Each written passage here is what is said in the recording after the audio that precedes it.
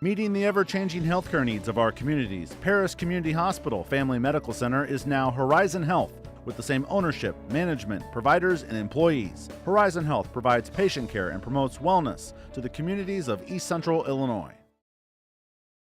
At HSHS St. Anthony's Memorial Hospital, we are at work transforming heart care, rebuilding knees and hips, delivering new generations, and focused on providing health care to you.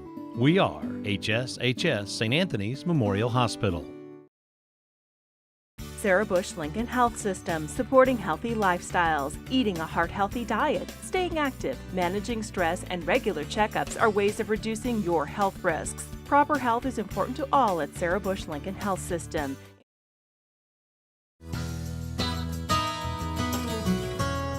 At Carl, we dedicate ourselves to helping you be great. And we have the expertise and inspiration to help you stay that way. Hi, I'm Keanne Armstrong, and I'm your host of Being Well. And today we're going to be talking about a treatment for Parkinson's disease. And joining me today, I have Sheryle Hendry, a physical therapist assistant, and I also have Brenda Stevens, a speech pathologist, and both with Horizon Health. So thank you so much for joining us today. Thank you for having us. Yeah, so we've got a lot to talk about. We're talking about a program for Parkinson's disease. So why don't we start out talking a little bit about Parkinson's and then delve into the program. Okay.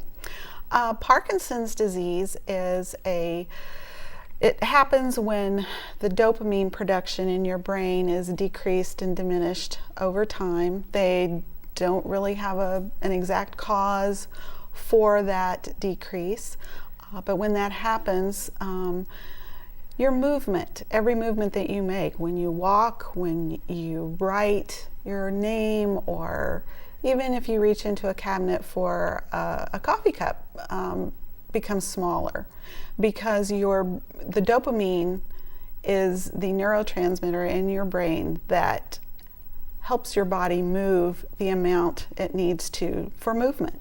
Okay. Parkinson's disease can also affect the sensory system and the ability of a person to kind of self-regulate their movements and to know either how big their movements are or how maybe loud their voice is. So it really has quite an impact on someone's life. All right, so it's a signal coming from the brain telling your body what to do, but it's also a signal from your brain telling your speech and whatever you're trying to get out, which I'm not talking real well right now either, but like the speech part. So it's your whole entire body and what's happening and how much it's actually working, right? Right. Yes, and I think a lot of times people associate Parkinson's with tremors. Okay. And tremors can start in just one digit on your hand, just a slight tremor, or they can be very encompassing. Your hand movement, your head movement can be uncontrollable, which of course that then becomes an issue for the medications that they try to control those so that you can move more normally as well. Okay, so let's back up just one moment. How does a person know whether they have Parkinson's disease or whether it might be something different? Who do they go see and how do they get diagnosed? A lot of times people do not know. They might they're not moving like they normally would. A lot of people start with their family physicians. Okay. Family physicians will usually send them to a neurologist. Mm-hmm. It's very helpful if you have a neurologist that works with Parkinson's patients a lot. Every Parkinson's patient is different, so it can be a puzzle that you put together. All right. So we're here to talk about a program that helps with Parkinson's disease and patients suffering from this. Mm-hmm. So you're going to talk about a program that deals with what you just explained, with the gait and the walking and different things like that. So what is the name of the program? What does it stand for? And then talk to me a little bit about it. It's called the LSVT Big Program, which actually it stands for Lee Silverman Speech Training Program. That's how it started years ago. But the program that we have it's a specific exercise regimen that the exercises are very specific. They're done in a specific order multiple times a week. Very, very repetitive. Okay. We're retraining the muscles for amplitude to make those bigger movements. Usually patients come in with a shuffling gait pattern, very small. They lean forward. Parkinson's patients usually feel like they're falling backwards a lot. So they naturally move forward, which slows their gait. A lot of times they don't realize how slowly they're moving. The exercises program that we do is very large movement so that your muscles can feel how much they need to move to achieve a bigger movement. Okay. So we're really working with muscle memory there. Muscle memory. So in turn, is moving the muscles help sending a signal back to the brain? Does it work that way, or how does it function if your brain's trying to send the signal out and then you're kind of working against that maybe? Well, the brain actually kind of stops sending the signal. Oh, okay. That's the whole idea, because you're training your muscle to do what the dopamine should be doing, should be sending that signal, and it's not. So you're using that muscle in a way that your body can feel how it feels to move big again. Yeah, move big again, because if you're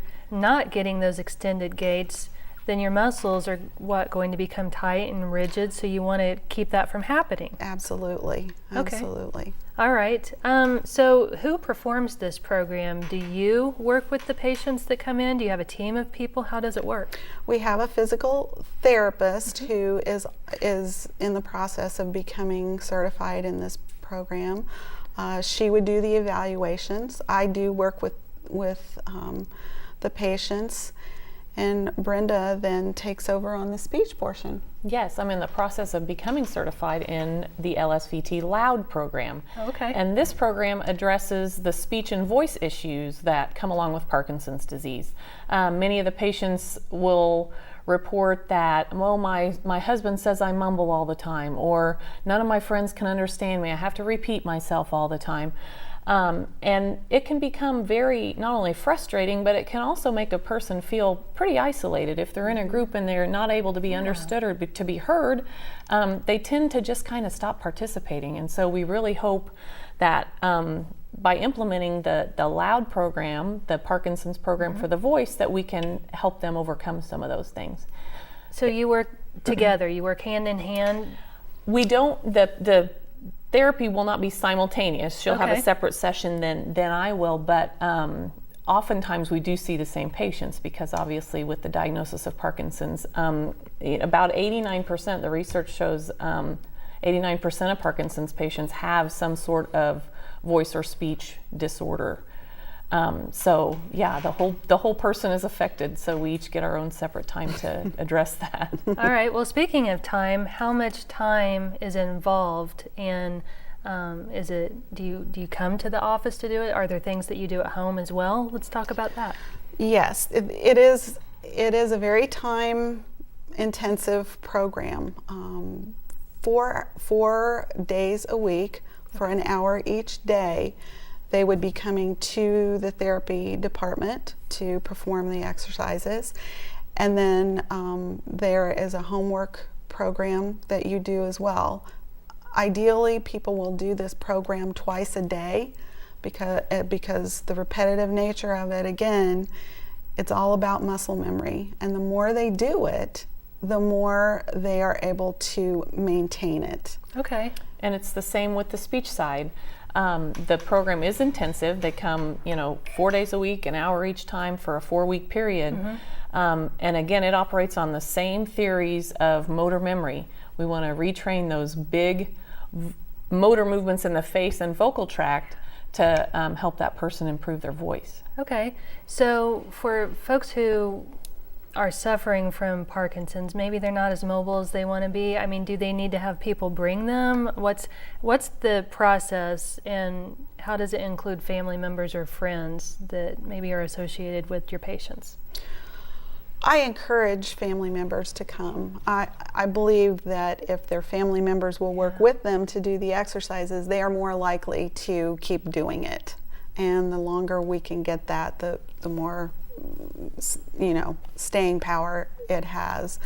I mean, the first order of business before anything is they do have to get an order from their doctor for physical therapy. They do not have to ask for anything special. It's all considered physical therapy. I mean, it helps if they remember to ask for the Parkinson's program, but it's not required. Okay, and same thing? Yes, same thing. Physician referral would be required.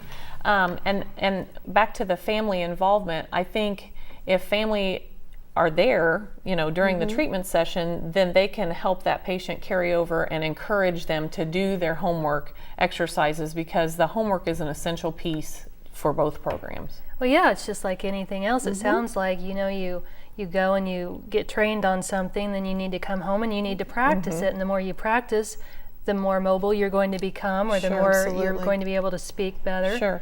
And it helps to make the new speech or the new movement a habit. It becomes their new normal. So that's what we want. We want them to be able to then carry that over outside of therapy. Yeah, so if the brain stops sending the signal, your body's like, hey, this is normal. This is what I'm going to continue doing. Exactly. Yeah, well, that's really interesting. So who benefits from this program outside of Parkinson's? Is it just Parkinson's, or are there anybody else that take part in this program? From the speech standpoint, they have trialed, have done some cursory trials of the speech part with patients with apraxia, with cerebral palsy, with multiple sclerosis. They have not done extensive long-term studies on the lasting effects with those particular populations, but with Parkinson's patients, particularly in the early and mid stages of the disease, it's very effective, and they have shown that the effects of the treatment last 2 years and beyond. Really? Yes. Okay. So Parkinson's disease is not curable, but it's treatable. Correct. Okay, so this is part of the treatment. Okay, so you said, I was going to ask you that question just a minute ago, at what stage does it work the best? So if someone is just tuning in to this show and they're hearing about this and they're thinking, well, I just don't know if this will benefit me or not. I mean, should they just go ahead and try to reach out to their physician and say, hey, this is something I'd like to try? Absolutely. Yes. Yeah. Yes. And then what's the process of that? They get a hold of their physician, they get the referral, and then they come see you. So let's walk through maybe an appointment. Like, how do you get started? What will they expect when they come to see one of you? We'll start with you. They are evaluated by a physical therapist. They go through some very easy tests, speed, how quickly they're walking, how far they can reach, timed putting on their shoes and taking off. And that gives us a baseline to start with, so that we can measure the progress that they make as we go along in the program. After that, the first appointment will be that evaluation, and then the next appointment is set up with me, and I spend a little bit of time talking with them, finding out exactly what are some things that you cannot do anymore, that really bother you, you'd like to work on. And then we just start right in. We start in with some walking and the exercises themselves. There are 7 basic exercises that you do, and you do them in the same order every time, and we try to make it fun so that it doesn't get boring. Right, yeah, nobody wants to be part of a boring program. If this is something that's going to benefit them, help them feel better, not isolated. Right. So the same thing with the speech therapy program? Yes, when I receive a referral, I would be the one that evaluates them. And that would entail just kind of gathering a speech sample from them, using some instrumentation to, again, gather a baseline as far as the volume of their voice and the quality of their voice, whether it's raspy or breathy or hoarse sounding. And then the treatment is a very specific hierarchy of exercises that they perform at every session, a very specific amount of times per exercise. And then again, the carryover, the homework activities are also very, very important. Okay. So is there, I guess, different timelines, different goals per patient? I mean, everyone's different, so I'm guessing all the different stages. Do you have like a goal in mind when you do that first initial evaluation and then see how long the timeline goes, or how long does it take for someone to maybe succeed at something that they would like to get better at? You end up with the short-term goals, which something that improves pretty quickly is their gait. Most of them have gait issues, so we start with that right away, and they're able to see progress pretty quickly. We then have goals also, like buttoning your shirt or tying your shoes. I had one patient, her big thing was putting on her earrings. She could not get her earrings in the hole, and there are specific hand exercises that you can do to help with that. And the joy on her face when she popped that earring right in there was pretty exciting, actually. Well, it's just little things like that a lot of people will take for granted, and then once you're not able to do that anymore, it can be frustrating because it may affect your self-esteem. Like, I just don't feel as pretty, these earrings, you know, something like that small can make somebody feel so better about themselves. Depression is a huge part of this, and once they start seeing results, they start coming out of that and realize that their life is not over, that they can do this. And it really changes their whole outlook. I'm sure it does. And then when they're working with you and your people, that they're able to vocalize that better too, right? Yeah, my husband doesn't ask me to repeat all the time. My friends can hear me when we go to dinner. Yeah. All of those real life situations that people want to be able to participate in. So. Right. And then, you know, I'm hoping that folks who are watching this program, even family members, you know, maybe someone's tuning in, a friend of somebody who maybe is suffering from this, and they can say, hey, did you know there's these therapy programs out there that, you know, this may help. Yes. Let's find out about this. Because lots of Parkinson's patients take medications for their disease and to control the symptoms, but they're finding that the combination of these programs and really emphasizing on the big and the loud movements really help them. Yeah, that's great to know.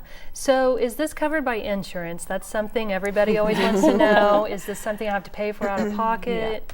It is covered by insurance. It's coded just like any other therapy that we do. Okay, so it's basically, like you said earlier, just covered under the physical therapy. Same thing with speech therapy.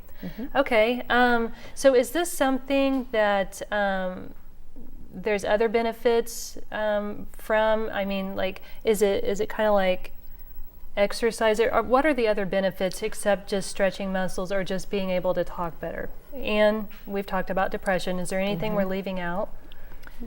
I think depression is the huge one. A big one. It's huge. Huge. It's for someone to feel like that they can get pieces of their life back is just paramount, and just going out there and feeling like they can do it. I mean, you know, they're not restricted anymore. Right. They don't feel so socially isolated anymore. Right. I can be an active participant in this conversation, or now I can safely walk into the restaurant and then sit down and have a conversation with my spouse or my friends. Yeah, you just don't feel so trapped anymore. Right. People stop doing the things that they love to do because they're either self-conscious or they're afraid they will fall. It's nice for them to get some of that back. So this is something that is a treatment program at Horizon Health, but I mean, this is something that is offered with physical therapy in, you know, different organizations, not just locally. Sure, yeah. There are therapists who are certified in both of these treatment programs all over the world. Yeah. And there is a website LSVTglobal.com, I believe, is the one. And if you're in another area, you can put in your zip code and they will show you the people who are certified in this program. Okay, well, the program is not given in, you have to be certified to administer this program. Not every clinic does it. Okay. But well, we've talked a lot about the exercising and different things like that. Let's get a little bit more specific into the LOUD program as well. What are some things that a patient can expect, I guess? What are some of the different exercises with speech? Like, what are some things that you do? In the program, every session, we do what's called long ahs. We do highs and lows. And we will put those, put the patient kind of through their paces, as you would say, performing those different exercises in a specific order. And then the other side of that is sometimes when a patient performs an exercise and then you take a break and you're just having a brief chat with them while they're having a drink or taking a rest, you'll find that their voice goes back to the soft, the soft voice that it was. So it's constant encouragement and reminders to think loud. Remember, that's our that's going to be our new normal. And basically what you're hoping to do is then to recalibrate their sense of, oh, this is how much effort it takes to speak in a voice that can be heard or understood by others. Well, it's almost like just retraining, it sounds like to me. Yes. Or relearning. Or, when I hope this doesn't come across the wrong way, but when you're a child, you're learning how to do things and how to, like in speech class, you think about, I need to talk loud, I need to have, this voice that people can hear. It sounds like you're just trying to relearn a lot of these things because your brain just isn't sending that signal out to remind you. Right, because the Parkinson's now is interfering with that sensory system, and you don't get that typical feedback that other people would get as far as, is my voice too loud? Am I shuffling my feet? So yeah, it's important to kind of give them a new idea of what normal should sound like. Okay. Now, what's the average age, or is there an average age?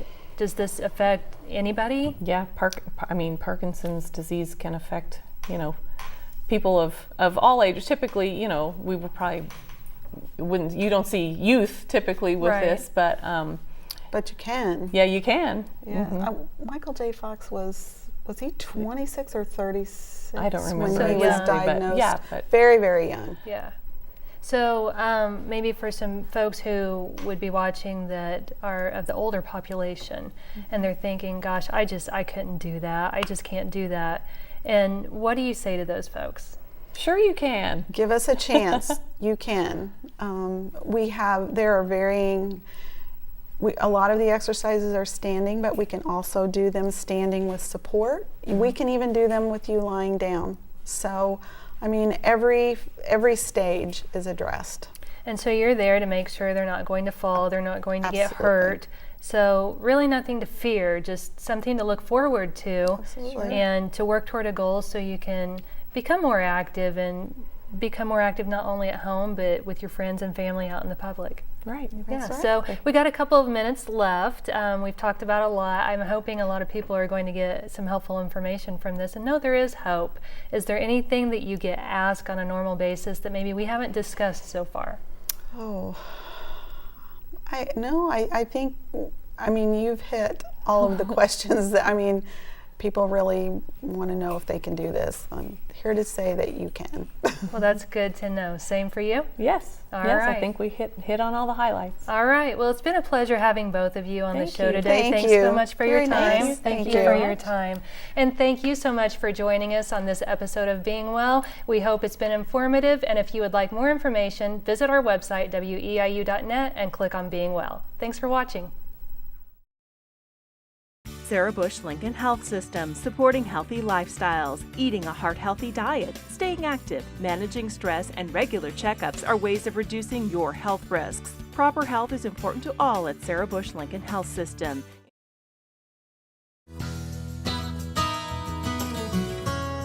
At Carl, we dedicate ourselves to helping you be great. And we have the expertise and inspiration to help you stay that way. Meeting the ever-changing healthcare needs of our communities, Paris Community Hospital Family Medical Center is now Horizon Health, with the same ownership, management, providers, and employees. Horizon Health provides patient care and promotes wellness to the communities of East Central Illinois. At HS St. Anthony's Memorial Hospital, we are at work transforming heart care, rebuilding knees and hips, delivering new generations, and focused on providing health care to you. We are HSHS St. Anthony's Memorial Hospital.